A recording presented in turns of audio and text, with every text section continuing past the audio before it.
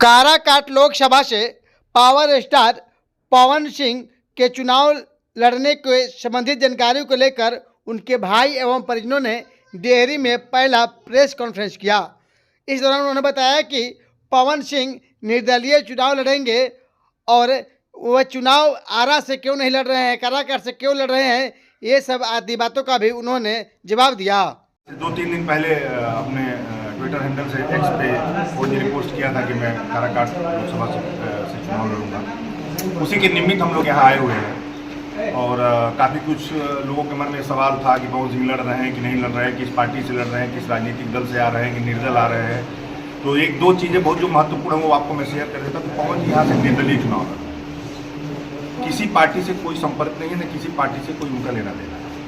वो निर्दल के तौर पे काराकाट की जनता से आशीर्वाद लेने आ रहे हैं और वो निर्दल ही चुनाव। दूसरी चीज़, कुछ अफवाह ऐसा भी हो रहा था, लोगों का सोचना था कि कहीं बीजेपी ने उनको भेजा तो नहीं है, कहीं एनडीए का ये प्लान बी तो नहीं है। ये सारी चीज़ें कुछ लोगों के मुँह से हो रहा था। आप सभी के मीडिया के माध्यम से ये कहूँगा कि पवन जी स्वतंत्र रूप से अपना यह निर्णय लिया है कि मैं काराकाट के विकास के लिए, काराकाट के नौजवानों के लिए, काराकाट में जो पिछले 3 टर्म चुनाव हो चुके हैं वहाँ जो भी जनप्रतिनिधि चुने गए हैं, चाहे वो जेडीयू से चुने गए हों, चाहे वो माने से चुने गए, जो भी परिस्थितियाँ रही हो।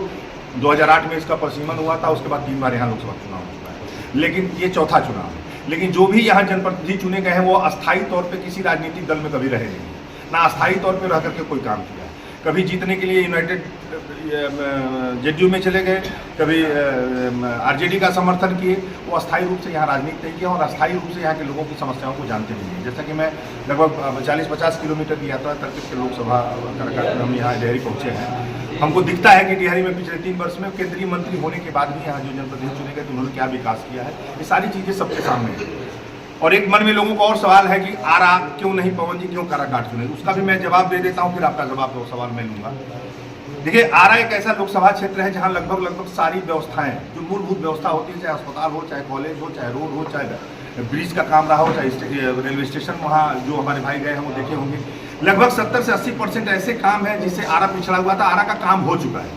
पवन सिंह आप लोगों के आशीर्वाद से, बिहार वासियों के आशीर्वाद से एक ऐसा चेहरा है, एक ऐसा नाम है कि जो पिछले 32 वर्ष से गायकी के क्षेत्र में है। देश विदेश में दुनिया उनको पहचानती है, जानती है। उसका देन बिहार के लोग, यहाँ की जनता जो प्यार आशीर्वाद दुलार दिया है, जो घर में अपने बेटों को सम्मान दिया, वो सम्मान पूरी दुनिया में झलकता है और दिखता है। इतना बड़ा चेहरा पवन जी ने सोचा कि अगर 70-80% काम वहाँ हो चुका है, वहाँ ब्रिज का काम हो चुका है, वहाँ रोड का काम हो चुका है, स्टेशन का काम हो चुका है, अच्छा अस्पताल बन चुका है, अगर सारी चीज़ें वहाँ हुई है और वह चीज़ें 15 साल में काराकाट में ना अच्छा अस्पताल देखने को मिला, ना कोई यहाँ जो मंत्री जीते हुए थे वो शिक्षा मंत्री रहे और अपने शिक्षा मंत्री रहे तो एक नवोदय विद्यालय तक नहीं ले आ पाए। तो यहाँ ना शिक्षा व्यवस्था मिली है, ना चिकित्सा व्यवस्था मिली है, ना कोई बहुत बढ़िया सड़कें हमको मिली यहाँ, और ना ही कोई कॉलेज की ऐसी व्यवस्था है जहाँ अच्छी शिक्षा मिल सके। तो बहुत सारी मूलभूत सुविधाएं, ना कोई मेडिकल कॉलेज, ऐसी सुविधाएं हैं जो उससे काराकाट 15 साल केंद्रीय मंत्री देने के बाद भी वंचित रहा है।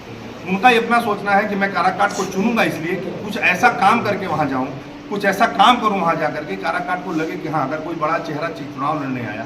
काराकाट लोकसभा को बहुत कम लोग जानते हैं, बिहार के बाहर लोग नहीं जानते हैं, लेकिन आज काराकाट के ऊपर पूरी दुनिया की नज़र है। सबसे बड़ा हॉट सीट बन गया है पवन जी के आने के बाद यह काराकाट, मैं निश्चित कह सकता हूँ। और इसलिए कह सकता हूँ कि पिछले 2 महीने से जो घटनाक्रम घटा है वो किसी से छुपा नहीं है और पवन जी ने तय किया है।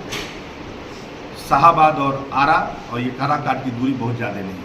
जो मान और सम्मान आरा में लोगों ने उनको दिया है, वह डेहरी में मिला है, वह पूरे बिहार में मिला है। यह सोच करके काराकाट को उन्होंने अपना लोकसभा क्षेत्र चुना है चुनाव लड़ने के लिए। जितनी अफवाहें आ रही हैं, किसी अफवाह में कोई दम नहीं है। पवन सिंह का सिर्फ एक ही नारा है और एक ही सोच है, एक ही विचार है कि काराकाट के विकास के लिए, काराकाट के नौजवानों के लिए, काराकाट के हमारे बड़े बुजुर्गों के लिए, उनकी सुविधाओं के लिए, मौलिक उनका अधिकार जो मिलना चाहिए उसके लिए, अस्पताल के लिए, अच्छे कॉलेज के लिए, यहाँ जॉब क्रिएशन हो सके, यहाँ कुछ प्लांट लग सके, इस चीज़ के लिए काराकाट को उन्होंने चुना और काराकाट चुना।